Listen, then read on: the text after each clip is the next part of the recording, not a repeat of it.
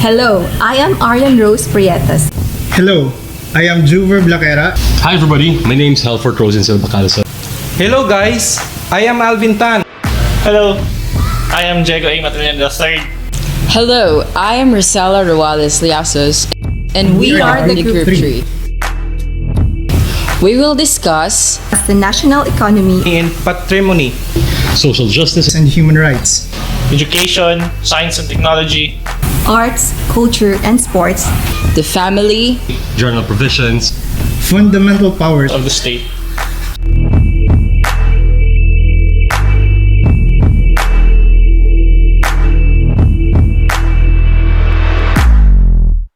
Hello guys, I am Alvin. I'm sharing with you today about national economy and patrimony. What it is all about. You can actually read it in chapter 12 of 1987 Philippine Constitution, but it is more interesting to tackle with you through this video. So let's start. Under section 1, article 12 of the Constitution, the goals of the national economy are threefold.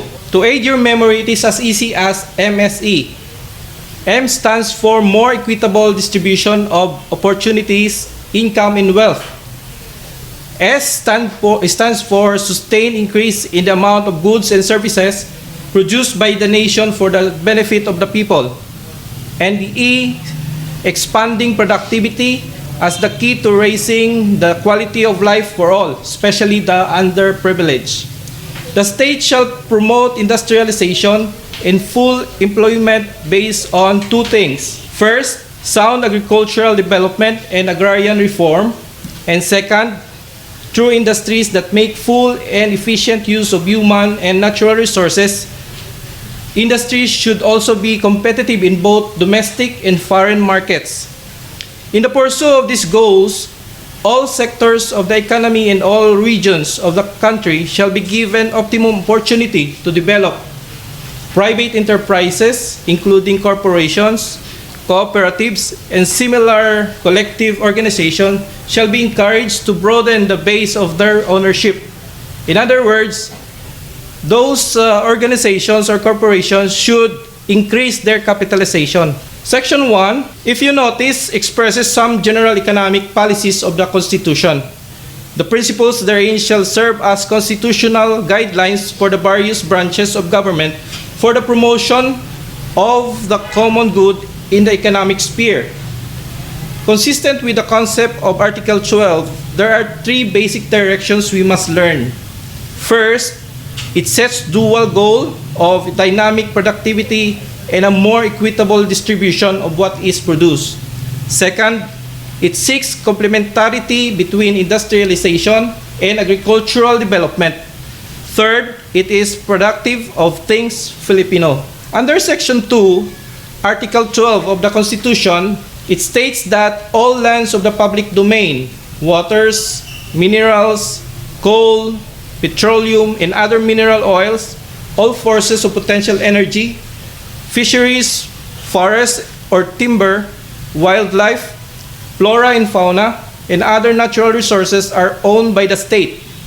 Hence, any person claiming ownership of a portion of the public domain must be able to show title from the state according to any of the recognized modes of acquisition of title. Thus, the concept of regalian doctrine in Article 2 was conceptualized. Regalian doctrine, it is the concept that the state has absolute ownership of all lands, as well as natural resources or natural wealth within its territory. One significant application of regalian doctrine is that if a person is the owner of agricultural land in which minerals are discovered, the person's ownership of such land does not give him the right to extract or utilize said minerals without permission of the state. The minerals belong to the state. Thus, once minerals are discovered in the land, whatever the use to which it is being devoted at the time, such use may be discontinued by the state to enable it to extract the minerals in the exercise of its sovereign prerogative. The land is converted to mineral land For the loss sustained, the owner is entitled to compensation under the law or in the appropriate expropriation proceedings. The Constitution also provides limitations on use, acquisition, exploration, and or utilization of natural wealth of the state. First, only agricultural lands of the public domain may be alienated. Second, the exploration, development, and utilization of all natural resources shall be under the full control and supervision of the state, either by directly undertaking such exploration, development, and utilization, or through co-production, joint venture, or product sharing agreements with Filipino citizens or corporations or associations, at least 60% of whose capital is owned by Filipinos.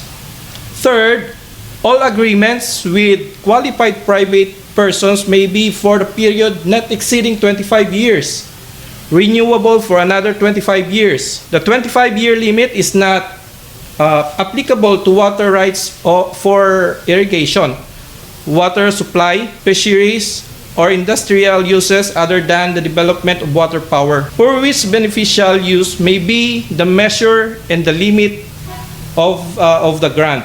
Fourth, the use and enjoyment of the marine wealth of archipelagic waters, territorial sea, and exclusive economic zone shall be reserved for Filipino citizens.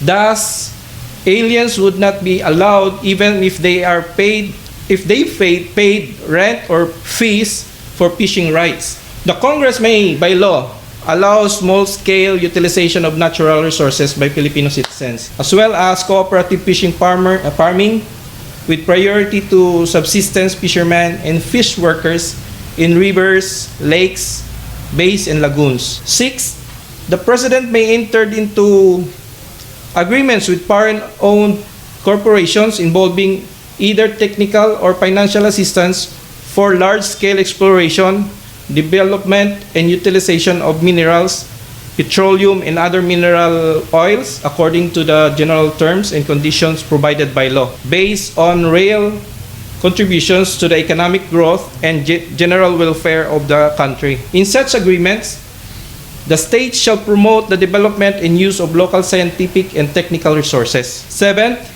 the President shall notify the Congress of every contract entered into in accordance with this provision within 30 days from its execution. Under Section 3, Article 12 of the Constitution, there is a doctrine which we call stewardship doctrine, which is the private property is alleged to be held by the individual only as a trustee for the Filipino in general, who are its real owners. This is also in line with Regalian doctrine, which is the state is the owner of all lands. Section 3 further classify the lands of public domain. To easily remember, to aid your memory, it is as easy as FMAN. F stands for forest or timber. M stands for mineral lands. A stands for agricultural.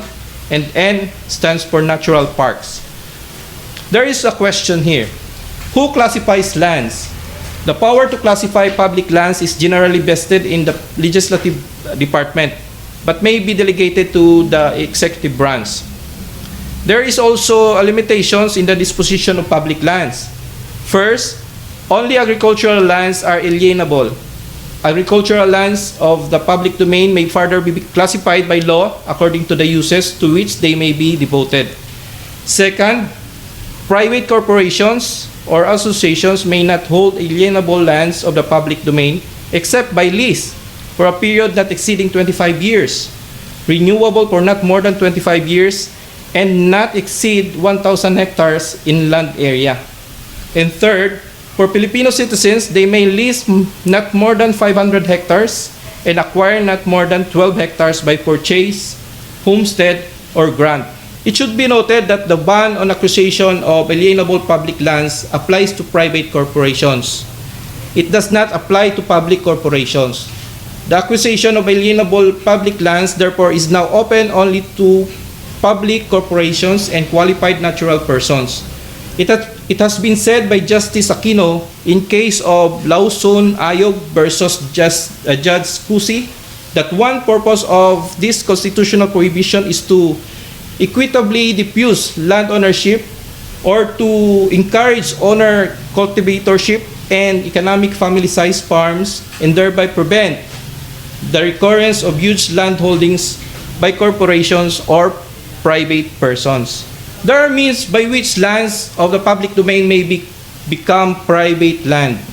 First, by purchase or by grant, acquired from government by purchase or by actual grant of title. Second, uninterrupted possession by the occupant and these predecessors in interest since time immemorial.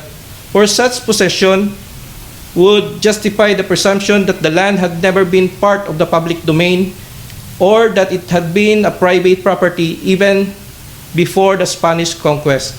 And third, the possessor had an open, exclusive, and undisputed possession of alienable public land for a period of 30 years.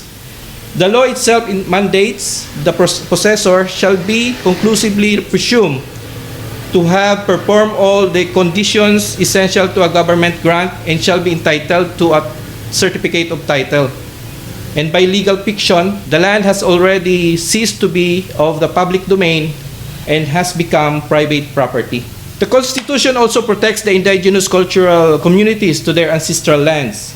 Particularly Section 5, Article 12 of the Constitution provides the states subject to the provisions of this Constitution and national development policies and programs shall protect the rights of the indigenous cultural communities to their ancestral lands to ensure their economic, social, and cultural well-being. The Congress may provide for applicability of customary laws governing property rights and relations in determining the ownership and extent of ancestral domain. In 1997, Republic Act 8371, or otherwise known as the Indigenous Peoples' Right Act, or for short, IPRA, was enacted. IPRA protects the indigenous people's right and welfare in relation to the natural resources found within their ancestral domain, including the preservation of ecological balance therein and the need to ensure that the indigenous peoples will not be unduly displaced when the state-approved activities involving natural resources located therein are undertaken. Pertaining to private lands, as provided for in Section 7, Article 12 of the Constitution, private lands can only be transferred or conveyed to Filipino citizens or to corporations or associations incorporated in the Philippines, at least 60% of whose capital is owned by Filipino citizens. There is two exemptions.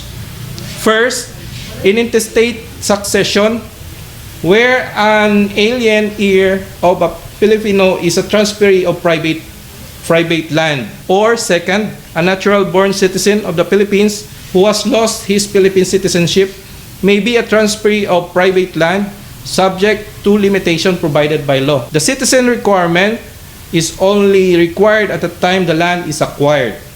Thus, loss of citizenship after acquiring the land does not deprive ownership. Also, the restriction against aliens applies to ownership and not possession. Therefore, aliens may be leases or usufructuaries of private lands. They may also be mortgages of land but are obviously disqualified to bid in the foreclosure sale. Here comes nationalist or citizenship requirements on certain investments. The Constitution has reserved specific areas of investments to Filipinos or to corporations or associations with at least 60% or 70% Filipino capitalization, such as first, co-production, joint venture, or production sharing agreement for exploration, development, and utilization of natural resources. Second, use and enjoyment of nations' marine wealth within the territory which is exclusive for Filipino citizens. Ownership of management of mass media shall be limited to citizens of the Philippines or to corporations, cooperatives, or associations wholly owned and managed by Filipino citizens. Fourth, advertising industry where only Filipino citizens or corporations or associations at least 70% of the capital of which is owned by Filipino citizens shall be allowed to engage in. Fifth, franchise, certificate, or any other form of authorization for the operation of a public utility only to Filipino citizens or entities with 60% owned by Filipinos. 6. Certain areas of investment as may be prescribed by Congress upon recommendation by the Independent Economic and Planning Agency or NEDA for citizen or entities with 60% Filipino capitalization, although the Congress may provide for a higher percentage. 7. Educational institutions other than those established by religious groups and mission boards shall be owned solely by citizens of the Philippines or corporations or associations at least 60% of the capital of which is owned by Filipino citizens. And lastly, Filipino or wholly owned enterprises. The Congress shall enact measures that will encourage the formation and operation of enterprises whose capital is wholly owned by Filipinos. The Constitution also provides protection of Filipino enterprises and Filipino First policy. Under this policy, the state shall protect Filipino enterprises against unfair foreign competition and trade practices. Private enterprises, including corporations, cooperatives, and similar collective organizations, shall be encouraged to broaden the base of their ownership. Second, the state shall give preference to qualified Filipinos in the grant of rights, privileges, and concessions covering the national economy and patrimony. Third, the state shall promote the preferential use of Filipino labor, domestic materials, and locally produced goods, and adopt measures that help them competitive. Lastly, the state shall pursue a trade policy that serves the general welfare and utilizes all forms and arrangement of exchange on the basis of equality and reciprocity. Filipino First policy. It is a product of Philippine nationalism and is embodied in the 1987 Constitution, not merely to be used as guidelines for future legislation, but primarily to be enforced. Nationalism is inherent in the concept of the Philippines being a democratic and republican state with sovereignty residing in the Filipino people and from whom all government authority emanates. In nationalism, the happiness and welfare of the people must be the goal. National patrimony, it refers not only to the natural resources of the Philippines, as it could have very well used the term natural resources, but instead it used patrimony, which meant it included the cultural heritage of the Filipinos. Under Section 10, Article 12 of 1987 Constitution, Congress may reserve the citizens of the Philippines or to corporations or associations to at least 60% of whose capital is owned by such citizens or such higher percentage as Congress may prescribe certain areas of investments. Section 10 is a mandatory positive command which is complete in itself and which needs to further guidelines or implement laws for its enforcement. When the Constitution mandates the grant of rights, privileges, and concessions covering national economy and patrimony, the state shall give preference to Filipinos. It just simply means that qualified Filipinos shall be preferred. Let us continue with our topic about exploration, development, and utilization of natural resources. The exploration, development, and utilization of natural resources shall be under the full control and supervision of the state. The state may directly undertake such activities, or it may enter into co-production, joint venture, or production sharing agreements with Filipino citizens or with the corporations or associations with at least 60% Filipino capitalization. The President may enter into agreements with foreign-owned corporations involving either technical or financial assistance, for large-scale exploration, development, and utilizations of minerals, petroleum, and other mineral oils based on real contributions to the economic growth and general welfare of the country. In such agreements, the state shall promote the development and use of local scientific and technical resources. This will come in the Filipino First policy. No?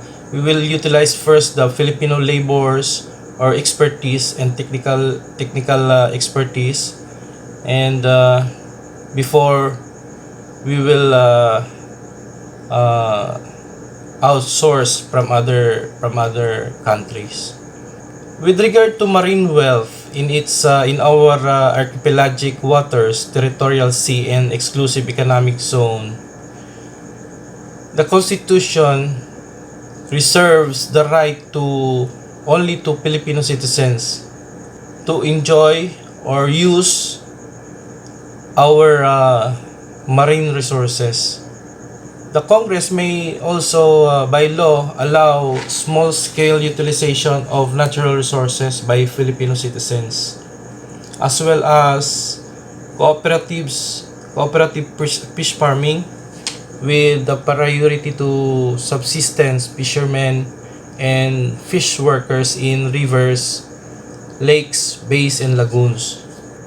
As we have said, the President may enter into an agreement, with foreign owned corporations. The President shall notify the Congress of every contract entered into in accordance with the provision within 30 days from its execution. So let's go to the franchisees, authority, and certificates of public utilities. The Constitution states that no franchise, certificate, or any other form of authorization for the operation of a public utility shall be granted except to citizens of the Philippines or to corporations or associations organized under the law of the Philippines, at least 60% of whose capital is owned by such citizens. Nor shall such franchise, certificate, or authorization be exclusive in character or for a longer period than 50 years.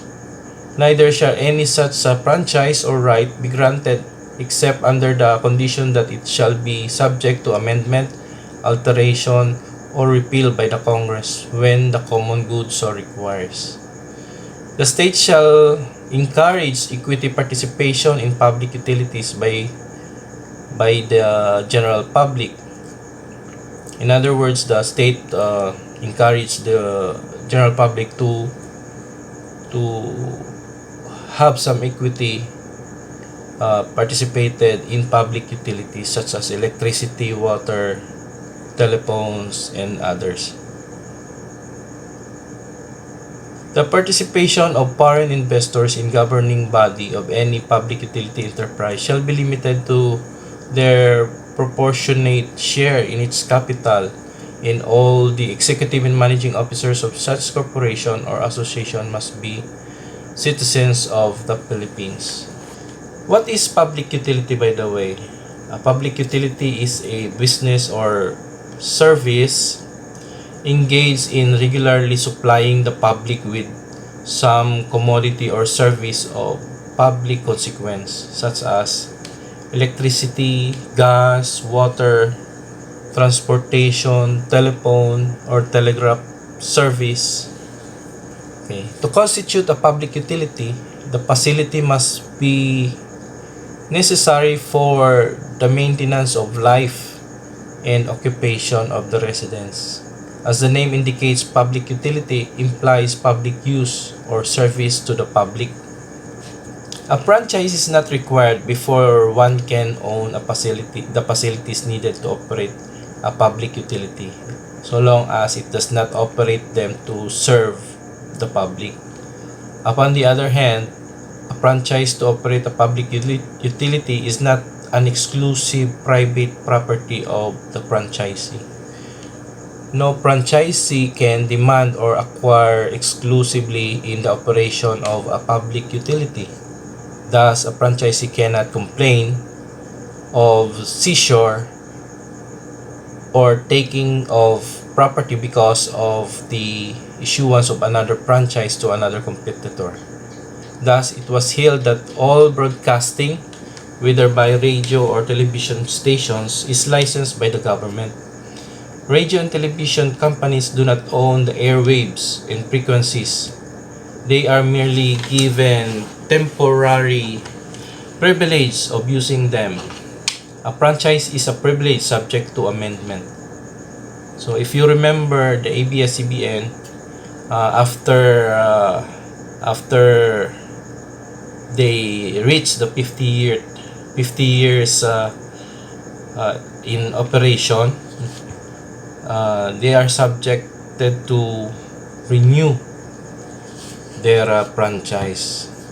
But unfortunately, they were not given, or they were not approved by Congress, no, for some reason. No. Okay, let's go to the practice of profession. The sustained development of a reservoir of national talents consisting of Filipino scientists, entrepreneurs, professionals, managers, high-level technical manpower, and skilled workers and craftsmen in all fields shall be promoted by the state. Okay, the practice of all professions in the Philippines shall be limited to Filipino citizens. Okay. Section 14 reflects the desire not only to develop a ready reservoir of Filipino professionals, scientists, and skilled workers, but also to protect their welfare. Okay, let's go to the organization and regulations of cooperatives and corporations. The Congress shall create an agency to promote the viability and growth of cooperatives as instruments for social justice and economic development. The Congress shall not, except by general law, provide for the formation, organization, or regulation of private corporations. Government-owned or controlled corporations may be created or established by special charters in the interest of the common good and subject to the test of economic viability. If we remember,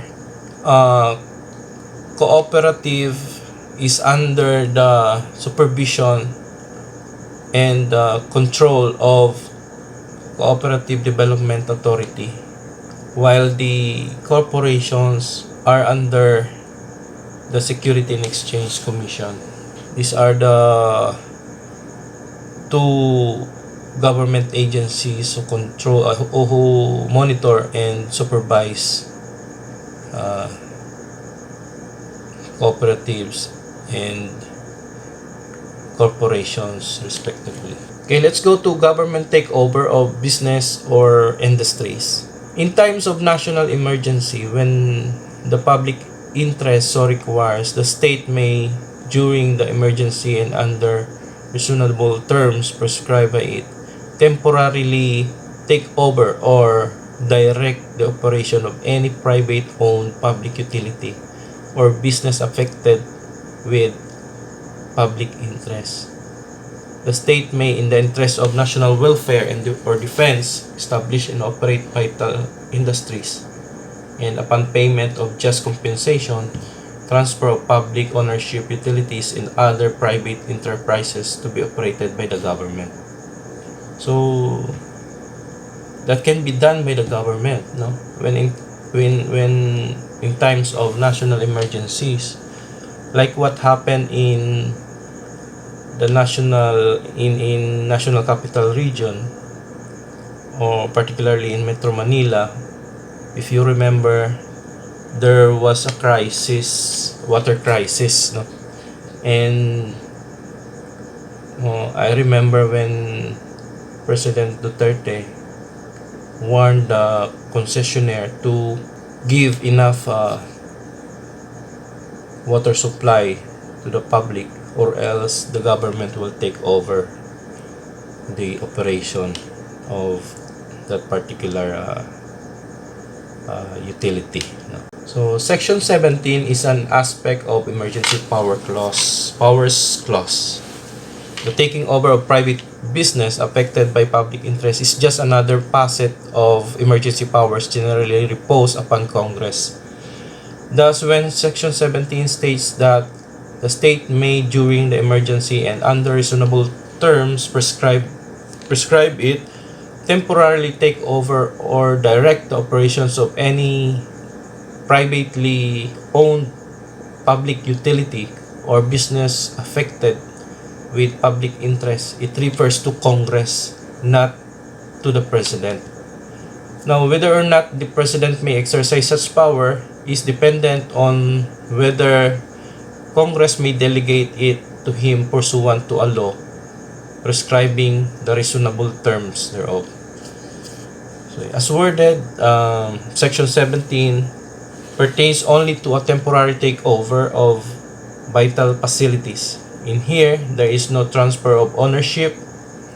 When the taking is permanent, the government provision is already Section 18. In this situation, payment of just compensation is indispensable requisite. So, takeover is just a temporary takeover. But when it will become permanent, so the government is obliged to pay with just compensation to the private owner of such a facility. Okay, let's go to monopolies, restraint of trade and unfair competition.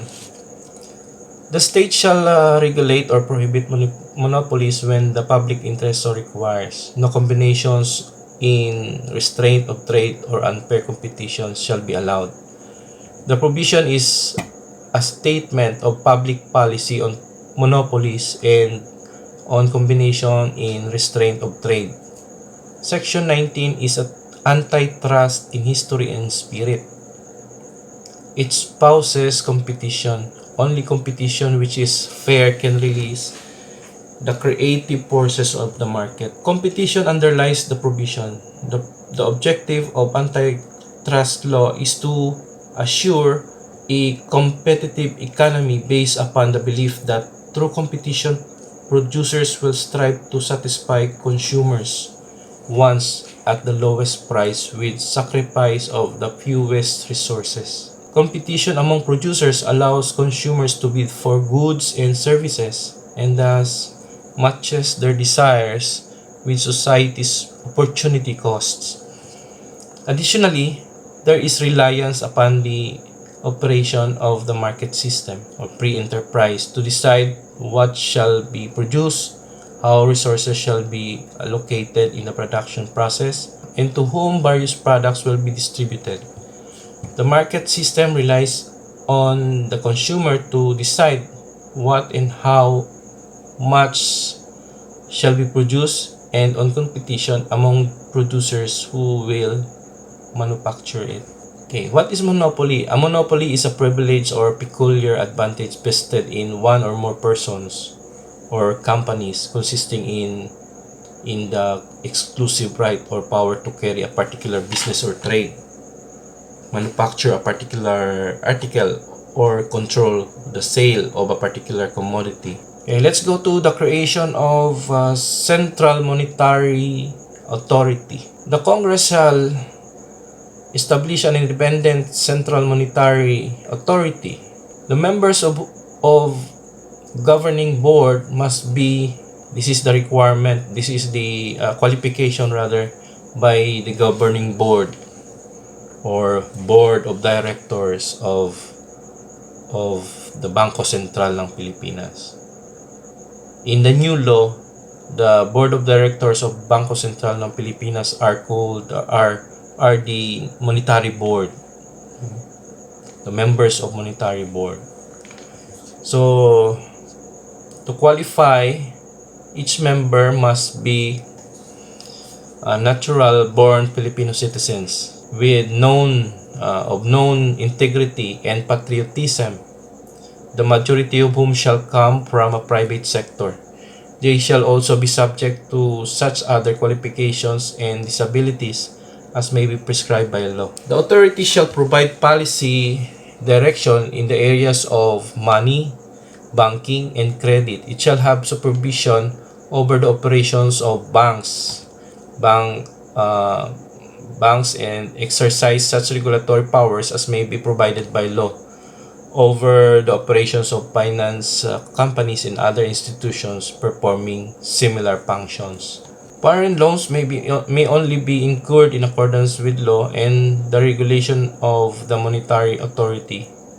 Information on foreign loans obtained and guaranteed by the government shall be made available to the public. Okay, so I will be talking to you guys about social justice and human rights.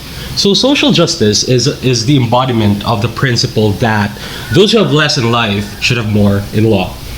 That means the promotion of the welfare of the people, the adoption by the government of measures calculated to ensure economic stability of all competent elements of society through the maintenance of a proper economic and social equilibrium in the interrelations of the members of the community, constitutionally through the adoption of measures legally justifiable or extra-constitutionally through the exercise of powers underlying the existence of all governments on the time-honored principle of salus populi est suprema lex, or the welfare of the people is the supreme law.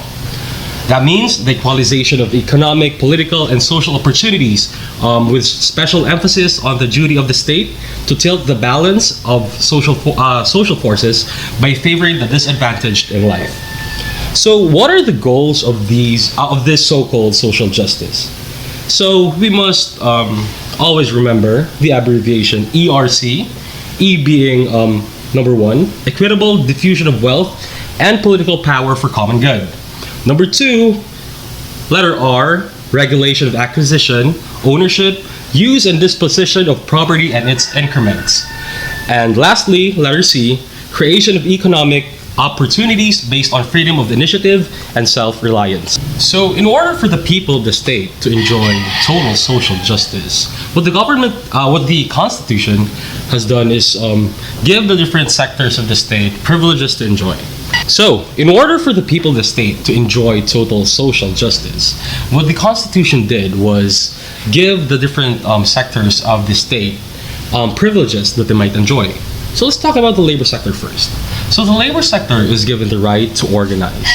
So this just basically means that workers are allowed to create like subgroups within a certain organization, where in these subgroups they could like voice out their opinions, let the management know in unison about what they want, maybe changes in the company or whatnot, and if they do this in unison, they would be most probably be heard rather than telling the management concerns individually, right? Next privilege is the labor sector is allowed to hold peaceful concerted activities. So just like in private companies, some workers are allowed to participate in strikes. Strikes are like when the employees of a certain company do not go to work. Instead, they maybe gather outside the office, and then they would be carrying placards saying that, just telling the management of the companies that they work for about the things that they want to see within the company. Strikes are also fair in the side of the employer, because once an employee participates in a strike, the employer has the right to not allow them to get back to work, maybe suspend them for a certain period of time. And yeah, the third privilege that the labor sector enjoys is they could participate in the decision-making process. So the right to participate in the decision-making process of the employers, especially on matters affecting the rights of the employees and benefits through collective bargaining, grievance machineries, voluntary mode of settling disputes, and conciliation proceedings mediated by the government. Next, let's talk about agrarian reform.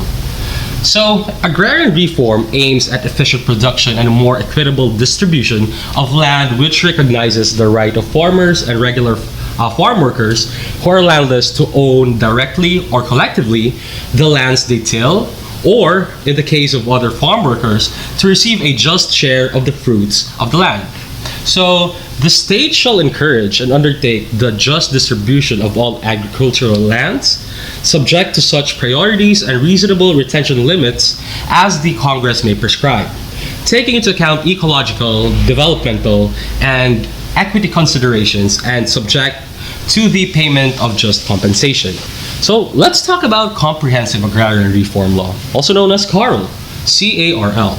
So CARL prescribes retention limits for landowners, and excess thereof is subject to taking upon payment of just compensation with extent not only on private agricultural lands, but also other natural resources, even including the use and enjoyment of communal marine and fishing resources and offshore fishing grounds.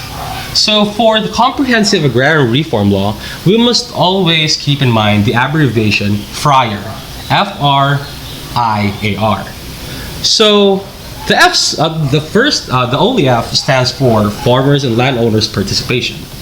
So the state shall recognize the right of farmers, farm workers, and landowners, as well as cooperatives and other independent farmers organizations, to participate in the planning, organization, and the management of the program, and shall provide support to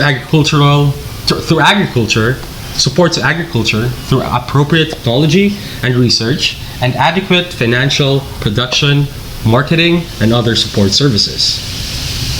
The first R in FRIAR stands for Resettle Landless Farmers and Workers.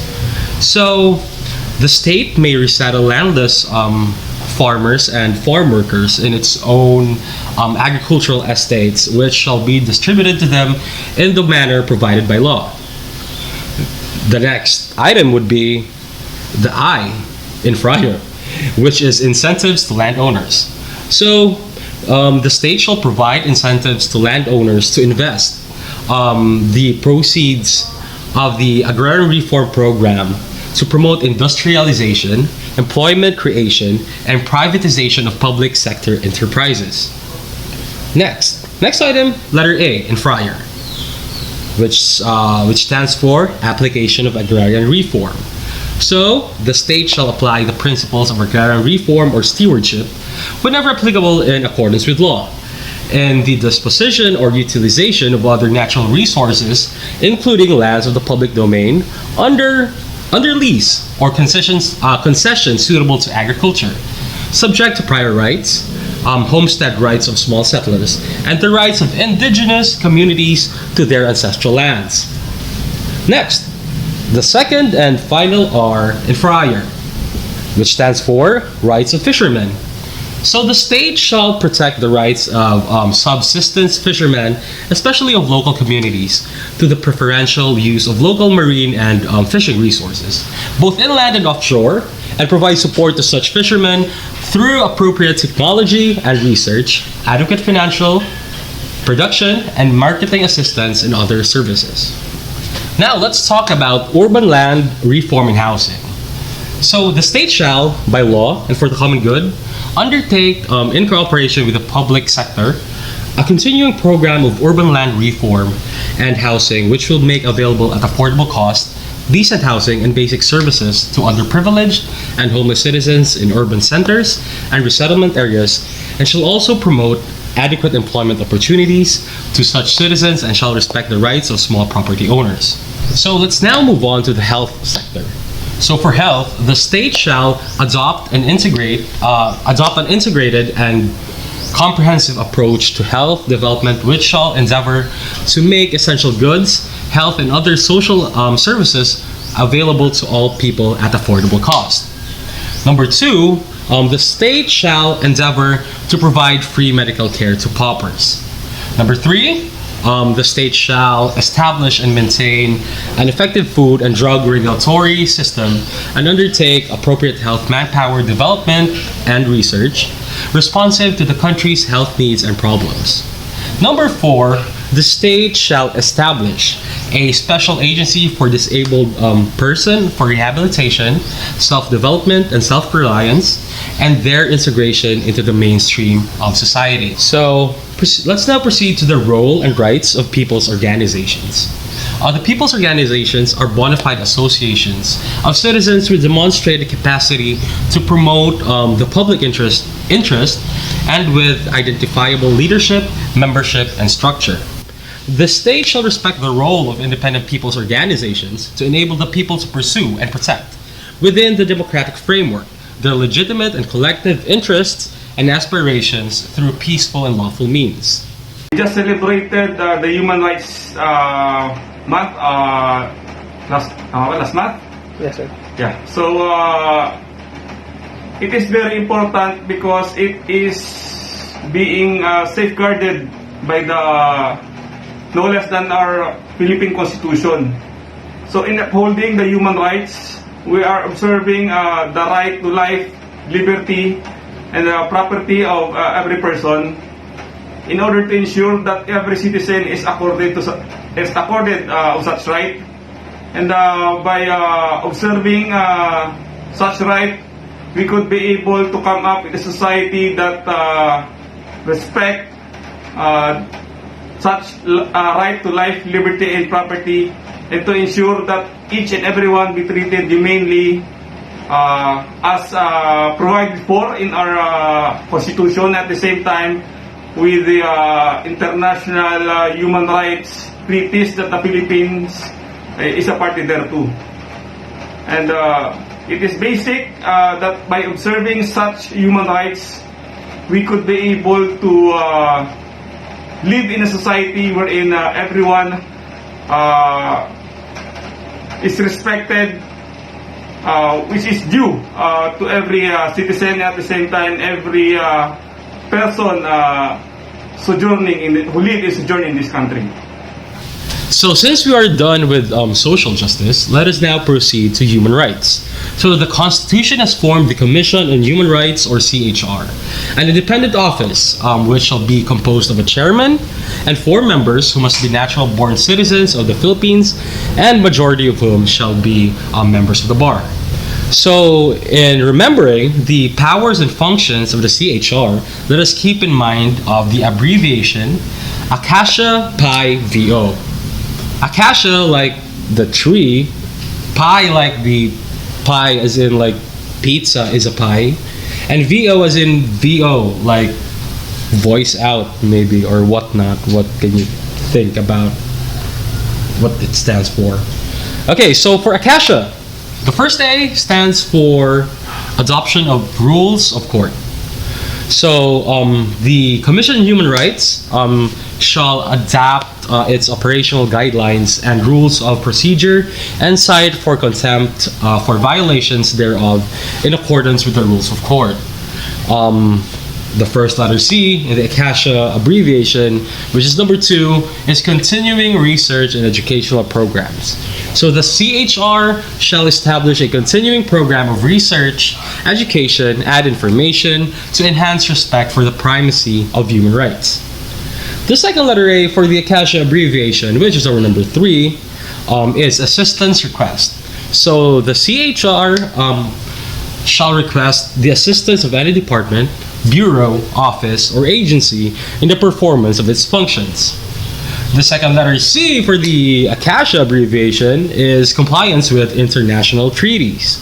So the CHR shall monitor the Philippine government's compliance with international treaty obligations on human rights. And the only letter I in Acacia is number 5, investigation. So the CHR must investigate on its own or on by complaint by any party all forms of human rights violations involving civil and political rights. The last letter A for Acacia, which is number 6, is appointment. So the CHR shall appoint its officers and employees in accordance with law. After the Acacia, it says Pi, which is number 7.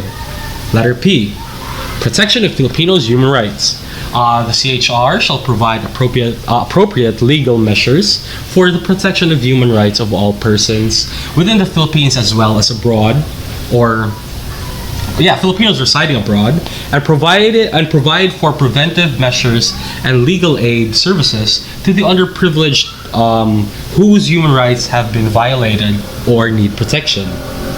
So the letter I in PI, which is number 8, is immunity to witnesses. So the CHR must grant immunity from prosecution to any person whose testimony or whose possession of documents or other evidence necessary or convenient to determine the truth in any investigation conducted by it or under its authority. The last letter in PI, which is number 9, is letter E, which stands for effective promotion of human rights. So the CHR shall recommend to the Congress effective measures to promote human rights and to provide for compensation to victims of violations of human rights and their families. The final 2 letters in the Acacia Pi VO abbreviation is number 10, number 11. Number 10 being letter V, which stands for visitorial powers. So the CHR must exercise visitorial powers over jails, prisons, or detention facilities.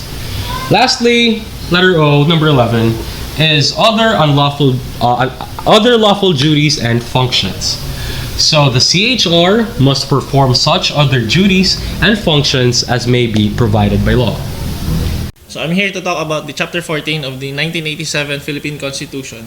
It talks about education, science and technology, arts, culture, and sports. So education.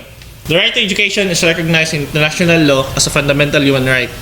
International human right law lays down core provisions regarding the right to education. The legal bases are established by various international mechanisms such as the 1948 Universal Declaration on Human Rights, the 1960 UNESCO Declaration Against Discrimination in Education, the 1966 International Covenant on Economic, Social, and Economic Rights, as well as other instruments covering specific components of the right to education. The Philippines, as a party to these international treaties that declare the right to education as a fundamental human right, is bound by the core obligations incumbent upon every member state. The principal characteristics of education which the state must promote and protect are quality and affordable education that is relevant to the needs of each individual and the society. All educational institutions, public, private, sectarian or non-sectarian, must include the study of constitutions and religion to promote nationalism, patriotism, and inculcate values. Teaching and non-teaching personnel have their own role to be educator in their own way. Everybody is free to choose the course to be taken in college as long as within the ability and capacity. Educational institutions may be established by Filipino citizens or corporations or association where at least 60% of the capital is owned by Filipino citizens, except those established by religious groups and missions boards. The Congress may increase Filipino equity participation in all educational institutions. So it is the responsibility of the state to establish, maintain, and support a complete, adequate, and integrated system of education relevant to the needs of the people and society. Also, the responsibility of the state is to establish and maintain a system of free public education in the elementary and high school levels without limiting the natural rights of parents to rear their children. Elementary education is compulsory for all children of school age. The state should also establish and maintain a system of scholarship grants, student loan programs, subsidies, and other incentives which shall be available to deserving students in both public and private schools, especially to the underprivileged. Also, encourage non-formal, informal, and indigenous learning systems as well as self-learning, dependent, and out-of-school study programs, particularly those that respond to community needs. Lastly, provide adult citizens, the disabled, and out-of-school youth with training in civics, vocational efficiency, and other skills. All educational institutions shall include the study of the Constitution as part of the curricula. They shall inculcate patriotism, foster love of humanity, respect for human rights, appreciation of the role of national heroes in the historical development of the country, teach the rights and duties of citizenship, strengthen ethical and spiritual values, develop moral character and personal discipline, and promote vocational efficiency. At the option expressed in writing by the parents or guardians, religion shall be allowed to be taught in their children or wards in public elementary and high schools within the regular class hours by instructors designated or approved by religious authorities of their religion to which the children or wards belong without additional cost to the government. Academic freedom. Academic freedom shall be enjoyed in all institutions or higher learning. Every citizen has the right to select a profession or course of study subject to fair, reasonable, and equitable admission and academic requirements. It is to provide an atmosphere conducive to learning, experimentation, and creation, which includes the right to academic standards to determine under what circumstances failing grades suffice for the expulsion of the students. Academic freedom is freedom in research and in publication of the results, subject to adequate performance and other academic duties, such as freedom in the classroom, in discussing his subject, and freedom from institutional censorship or discipline. Academic freedom, from a student's standpoint, is the right to enjoy in high school the guarantee of the Bill of Rights. Language. So, the national language of the Philippines is Filipino. As it evolves, it shall be further developed and enriched on the basis of existing Philippine and other languages. For the purposes of communication and instruction, the official languages of Philippines are Filipino and, until otherwise provided by law, English. Last June 2009, the Spanish language was included in the curriculum of secondary schools as an elective. The 15 pilot schools were selected by the Department of Education regional offices based on mean percentage score in English, ability to provide substitute teachers to take over the classes of teachers in training, and availability of classrooms and support facilities and equipments. The Constitution shall be promulgated in Filipino and English and shall be translated into major regional languages, the Arabic and Spanish. So the Congress shall establish a National Language Commission composed of representatives of various religions and disciplines, which shall undertake, coordinate, and promote researches for the development, propagation, and preservation of Filipino and other languages. So science and technology, according to Solita Munsod, a University of the Philippines economic professor and the Director General of the National Economic and Development Authority, science and technology is about the most powerful tool, probably at least as equal to education, in addressing the problems of development. This during the Aquino regime. Science and technology are essential for national development and progress. The state has to give priority to research and development, invention, innovation, and their utilization, and to science and technology education, training, and services. It must support indigenous, appropriate, and self-reliant scientific and technological capabilities in their application to the country's productive systems and national life. The state shall regulate the transfer and promote the adaptation of technology from all sources for the national benefit. The state shall also protect and secure the exclusive rights of scientists, inventors, artists, and other gifted citizens to their intellectual property and creations, particularly when beneficial to people, for such period as may be provided by law, and encourage the widest participation of private groups, local governments, and community-based organizations in the generation and utilization of science and technology. As one of the response of the Department of Education to the continuous development in the area of science and technology, the Department of Science and Technology take its parts in the research activities for manpower development and planning. Projects to continuously upgrade the research capabilities of science and mathematics. Teachers are undertaken. Grants are provided to teacher proponents who develop successful modules and instructional materials to improve the learning of science and mathematics in schools. The results of the research projects are documented, published, and distributed as ready reference materials for teachers. So in the arts and culture, so the state must foster the preservation, enrichment, and dynamic evolution of a Filipino national culture based on the principle of unity and diversity in a climate of free artistic and intellectual expression.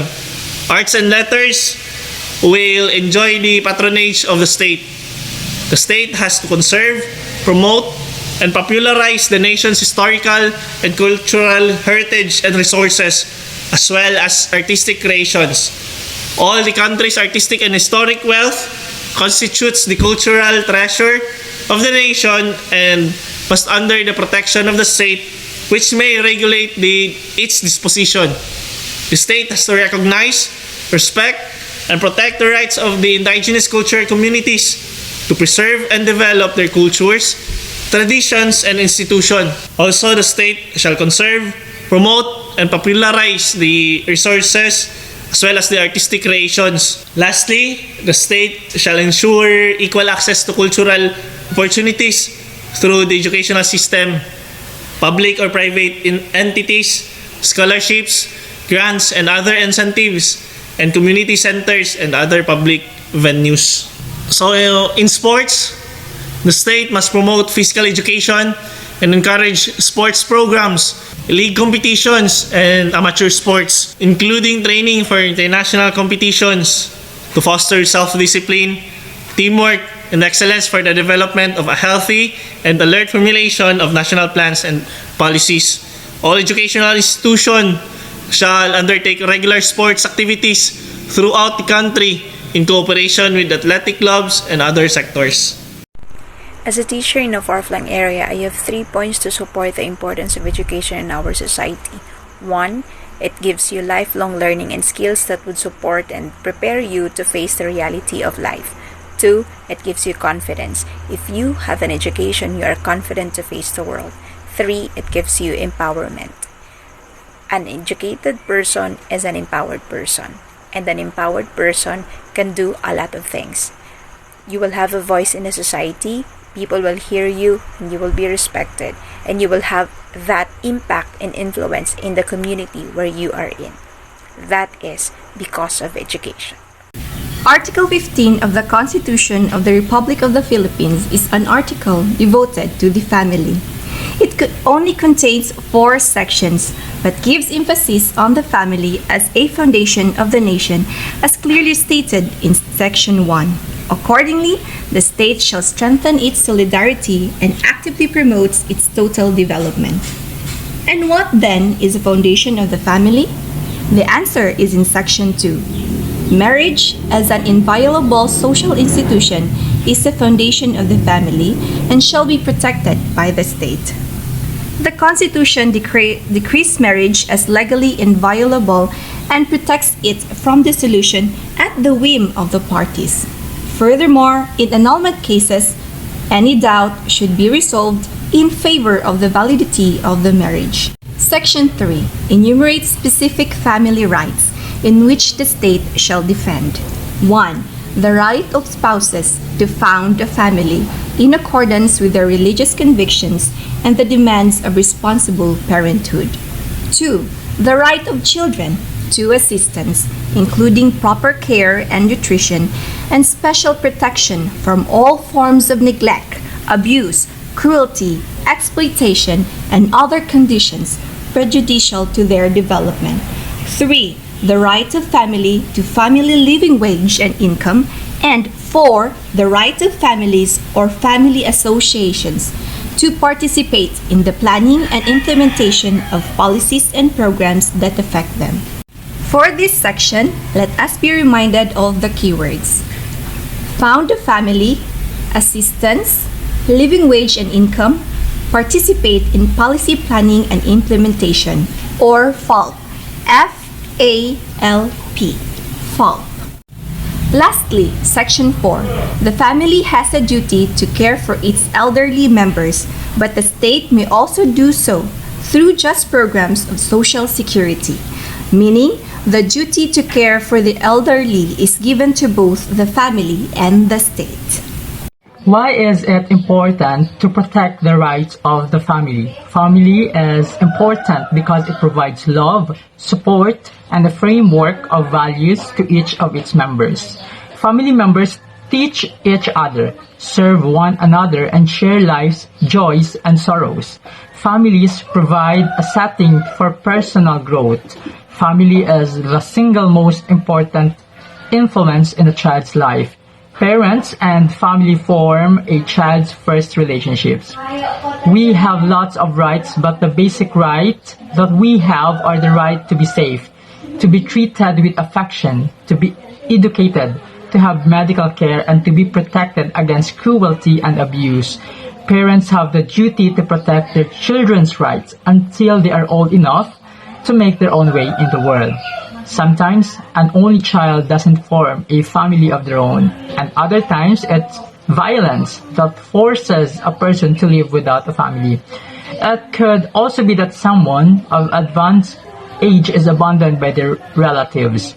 The bond that unites your authentic family is not blood, but mutual respect and joy.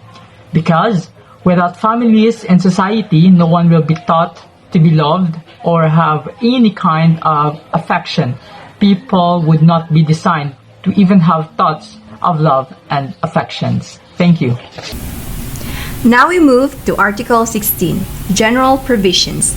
The symbols of nationality is stated in Section 1 and Section 2. Section 1 states that the flag of the Philippines shall be red, white, and blue, with the sun and 3 stars as consecrated and honored by the people and recognized by the law. The 1987 Constitution has left untouched the flag since it was designed. Moreover, the design of the flag may be changed only by constitutional amendment. In Section 2, the 1987 Constitution has given the Congress the authority to change the name of the country, its national anthem, and seal. But the change does not take effect until ratified by the people in a national referendum. Section 3. The state may not be sued without its consent. This provision is merely a recognition of the sovereign character of the state. This is also called the doctrine of state immunity. The forms of consent can either be expressed or implied. Express consent is manifested through general or special laws. Implied consent is given when the state itself commences litigation or when it enters into a contract. Section 4 and 5 tackles about the importance of AFP or the Armed Forces of the Philippines to the state and its people, as well as the quality of service expected from them. The AFP shall be composed of a citizen armed force. They shall undergo military training and serve, as may provided by law. It shall keep a regular force necessary for the security of the state. All members of the AFP shall take oath or affirmation to uphold and defend this Constitution. The state shall strengthen their patriotic spirit and shall be primarily concerned about their professionalism, adequate remuneration, and benefits. Laws on retirement of military officers shall not allow extension of their service. Recruitment shall be proportionate from all provinces and cities as far as practicable. However, no member of the AFP in active service shall be appointed or designated in any civilian position in the government. Lastly, the tour of duty of Chief of Staff shall not exceed 3 years unless extended by the President in times of war or national emergencies. Next up is Section 6 to 10.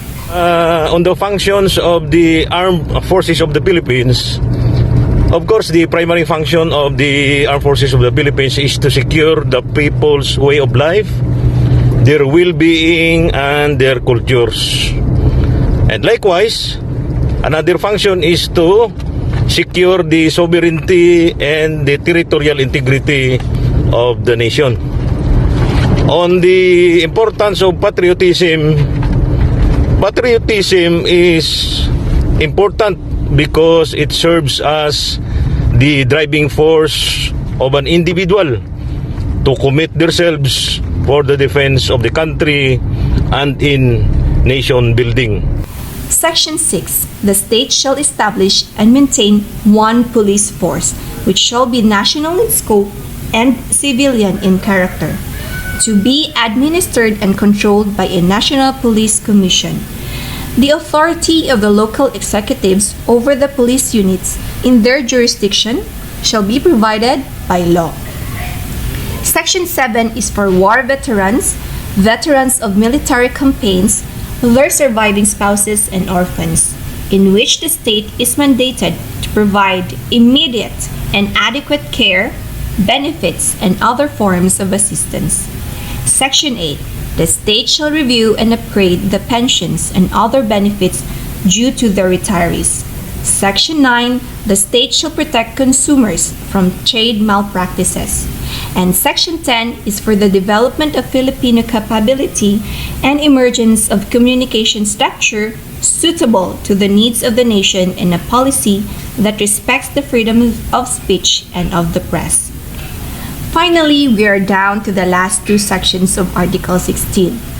Section 11 is a provision of other nationalized activities. First, mass media ownership shall be limited to the citizens of the Philippines, and the Congress shall regulate or prohibit monopolies in commercial mass media when the public interest so requires. And 2, advertising industry, which shall be regulated for by law for protection of consumers and promotion of general welfare. And we shall end up with Section 12, which states that the Congress may create a consultative body to advise the President on policies affecting indigenous cultural communities, the majority members of which shall come from such communities. Stay tuned for the next presenters as they discuss to you the fundamental powers of the state. Once again, good evening. I'm Rausela, and I will discuss the fundamental powers of the state. When a state is born, it is ipso facto carries with it the authority to exercise its three innate, inherent, or fundamental powers. Without these powers, no government can exist.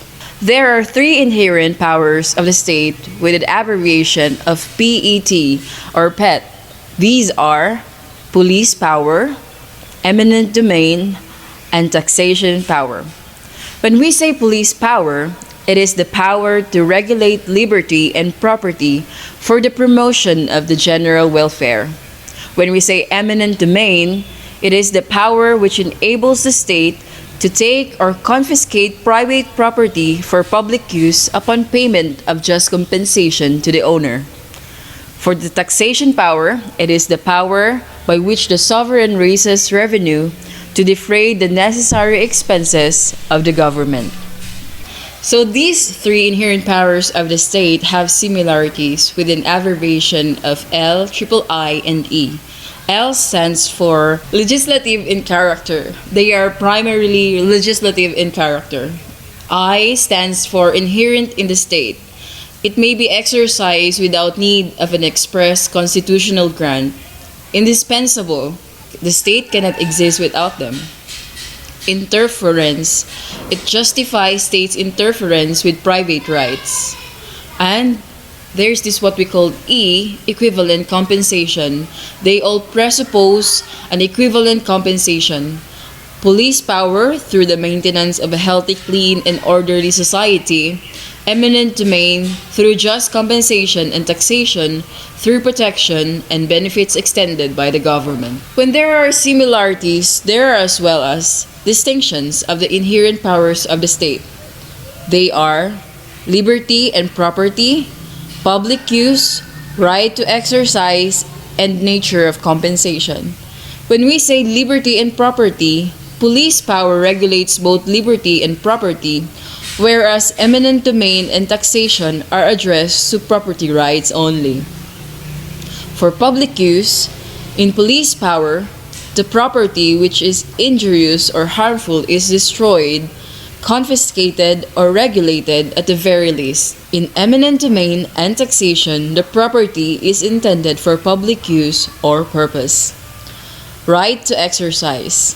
Police power and taxation is exercisable only by the government. Eminent domain may be exercised by private entities upon valid delegation. And on the nature of compensation, police power is intangible, while eminent domain and taxation are more concrete. Let's talk about police power. Police power is the most dominant of the three inherent powers of the government, which is directed for the promotion of general welfare. It is the most essential, insistent, and the least limitable among the three, extending as it does to all great public needs. Police power is said to be an interference by the state on the entire gamut of human life. It is a plenary power vested in the legislature to make, ordain, and establish wholesome and reasonable laws, statutes, and ordinances not repugnant to the Constitution. Police power is based upon the concept of necessity of the state and its corresponding right to protect itself and its people. The police is important in our society. True to its mandate, the police must secure peace and order, and in doing so, the different laws enacted by the state should be implemented down to the letter without fear or favor. So, in implementing the laws, it is important that police presence must be there in order that the law be applied, be it to the rich or the poor. And at the same time, in the maintenance of the peace and order in the society, the police has the training, the police has the capability, and the police has the enough logistical support in order to ensure that the society we live in is in order and chaos be avoided at all times. So, who exercise police power? The exercise of police power lies in the discretion of the legislative department. However, the legislative department may validly delegate the same to the executive branch, such as president, administrative bodies, and to the lawmaking bodies of local government units. So there are two standards applied by the judiciary in determining the validity of a police power. First is lawful subject, second is lawful means. Lawful subject.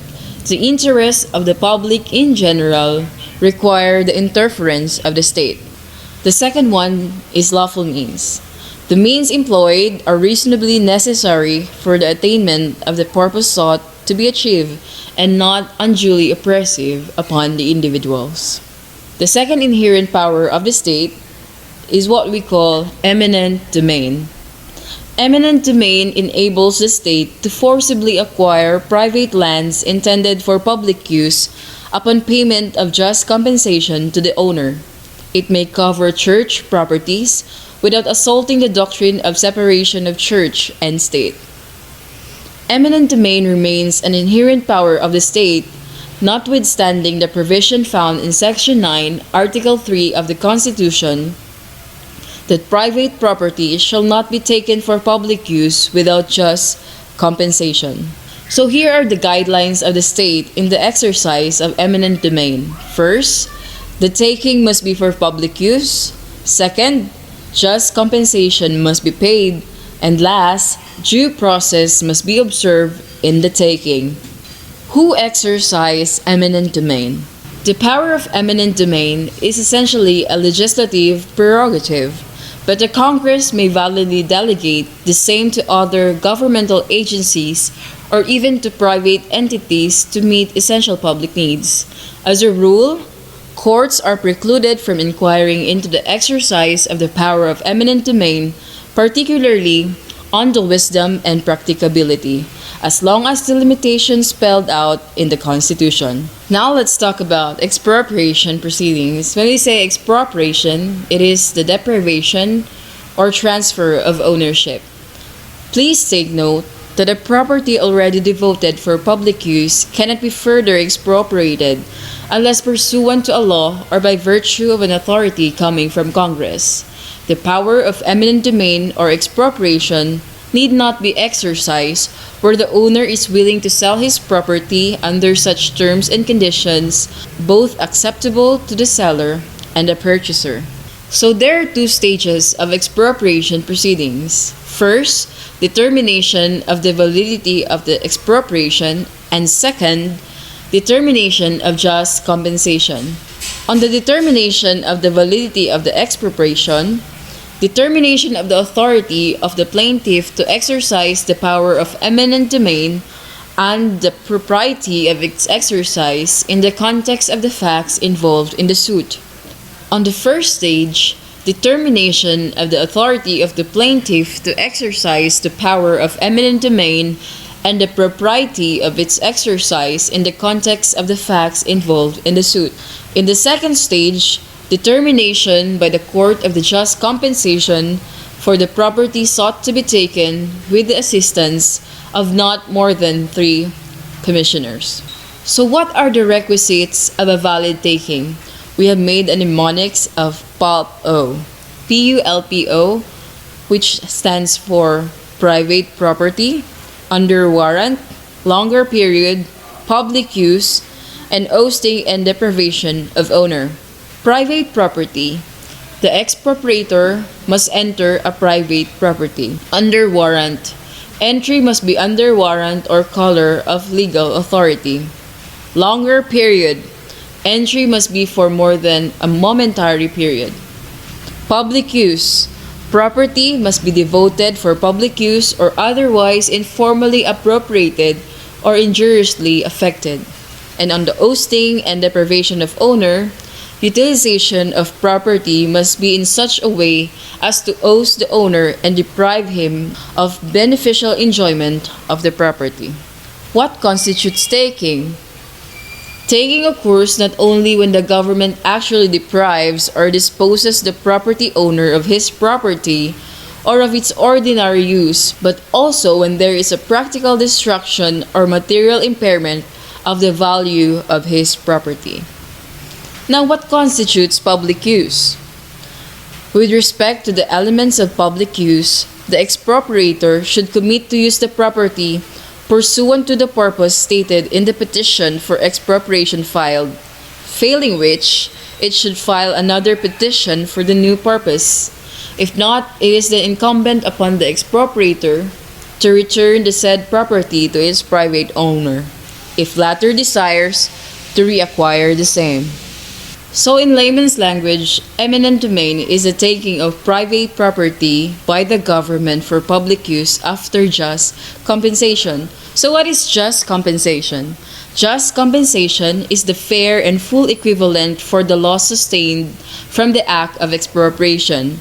It has been said that just compensation is the market value of the property taken plus the consequential damages minus the consequential benefits, if any, provided the consequential benefits shall not exceed the consequential damages. So here are the factors of valuation of just compensation according to Republic Act 6657, Section 17. We made a mnemonics of cantonas, C-A-N-T-O-N-A-S, for the factors of valuation of just compensation. They are current value of like properties, acquisition costs of the land, nature and actual use of the property and the income therefrom, tax declarations, owner's sworn valuation, non-payment of taxes or loans secured from any government financing institution on the said land, assessments made by government assessors, and social and economic benefits contributed by the farmers and farm workers and by the government to the property. The rule is just compensation is determined at the date of the taking of the property or the filing of the complaint, whichever comes first. When there is delay in the payment of just compensation, the owner is entitled to the payment of legal interest from the time of taking until just compensation is actually paid to him, which must be asserted or claimed. So what is the effect of non-payment of just compensation? As a general rule, non-payment of just compensation by the government does not entitle private owners to recover possession of the property because expropriation is an interim proceeding, not an ordinary sale, but only entitle them to demand payment of the fair market value of the property. So when there is general rule, there are exceptions. These are when there is deliberate refusal to pay just compensation, government's failure to pay compensation within 5 years from the finality of the judgment in the expropriation proceedings, entry to the property prior to payment of just compensation. Can the expropriator enter the property prior to payment of just compensation? The expropriator may enter the property prior to full payment of just compensation provided the required deposit has been made before the court of at least 15% of the fair market value of the property based on the current tax declaration of the property to be expropriated pursuant to Section 10 Republic Act 7160. Under Republic Act 8974, under the new modality prescribed by this Republic Act, the private owner sees immediate recompense with the same degree of speed as the taking of his or her property. The court held that the said law is plainly clear in imposing the requirement of immediate prepayment and no amount of statutory deconstruction can evade such requisite. Can the local government units or LGUs exercise expropriations? Of course. Yes, before a local government may enter into the possession of the property sought to be expropriated, first it must file a complaint for expropriation sufficient in form and substance in the proper court, and second, deposit with the said court at least 15% of the property's fair market value based on its current tax declaration. Republic Act 7279 is the law that governs the local expropriation of property for purposes of urban land reform and housing.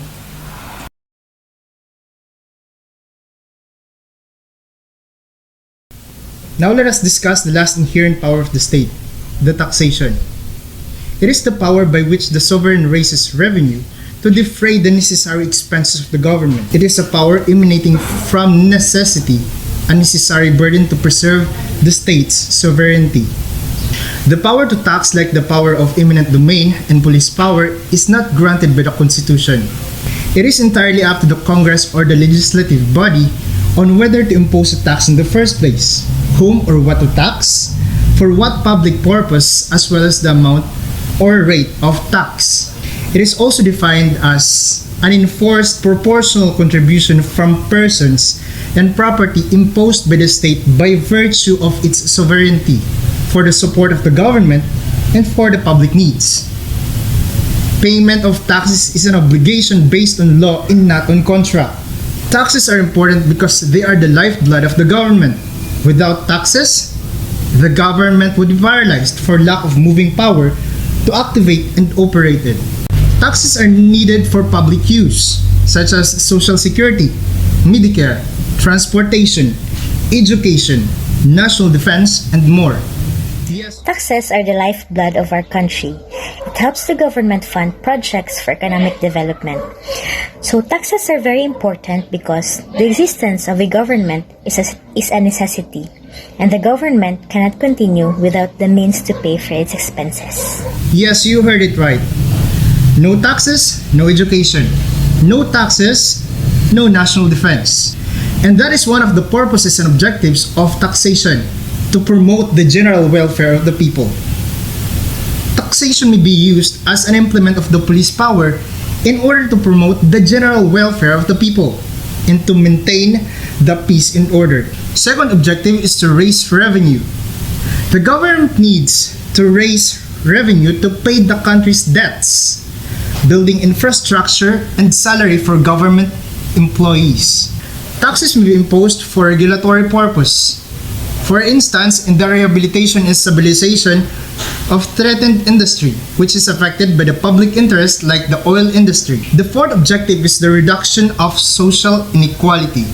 This is made possible through progressive system of taxation, where the objective is to prevent the undue concentration of wealth in the hands of few individuals.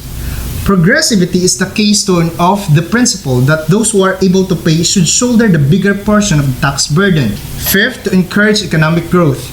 In the realm of tax exemptions and tax reliefs, the purpose is to grant incentives or exemptions in order to encourage investments and thereby promote the country's economic growth. And the last one, the protectionism.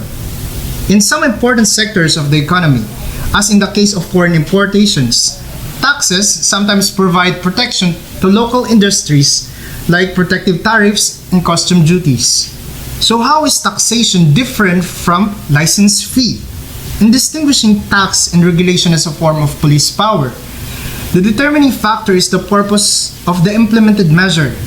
If the purpose is primarily to raise revenue, then it will be deemed as a tax even though the measure results in some form of regulation.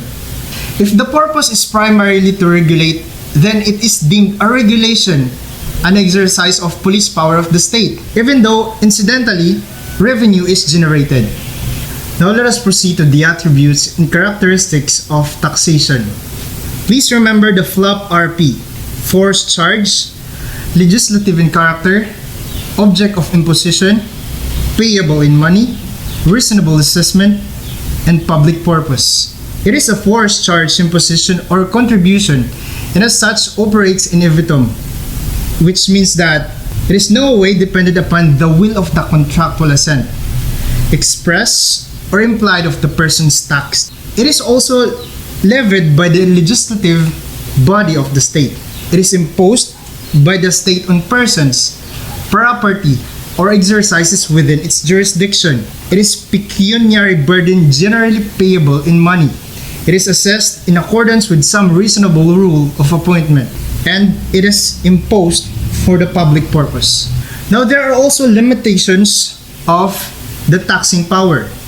One of those is, first, public purpose, international committee, non-delegability of taxing power, territoriality of situs of taxation, and tax exemption of the government. Please remember the PINT, P-I-N-T. Now let's go to the constitutional limitations of the taxing power. Please remember the untruden, MN. It stands for uniformity, equitability, and progressive system of taxation. Non-impairment of contracts. Tax exemption of properties actually, directly, and exclusively used for religious, charitable, and educational purposes. Revenue and tariff bills must originate in the House of Representatives. On infringement of religious freedom, due process of law, delegation of legislative authority to the President to fix tariff rates, import and export quotas, tonnage and wharfage purposes. Equal protection clause, non-imprisonment for failure to pay poll tax. Majority vote of all members of Congress required in case of legislative grant of tax exemption, and the non-impairment of Supreme Court's jurisdiction in tax cases.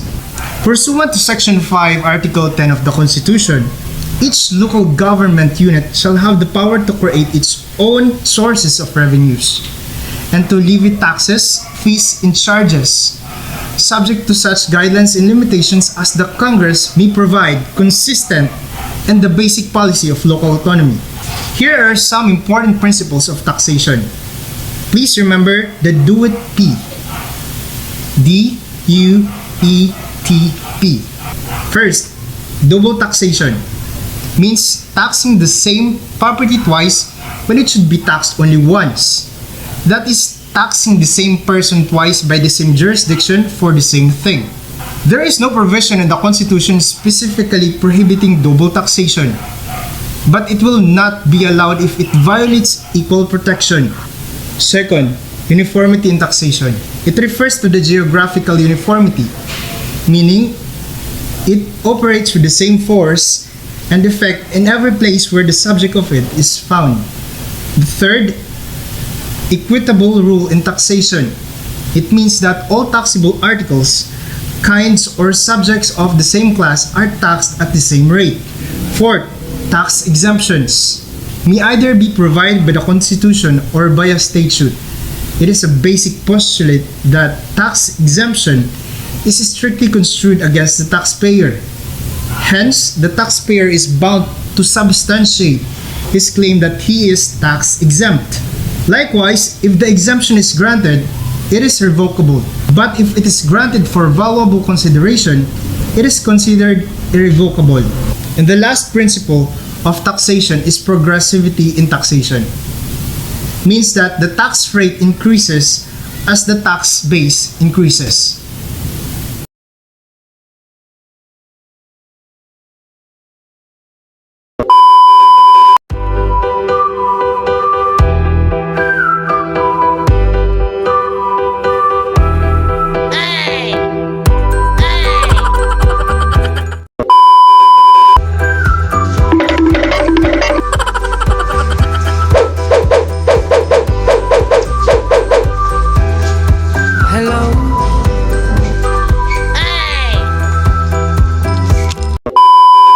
Specific components of the right to education.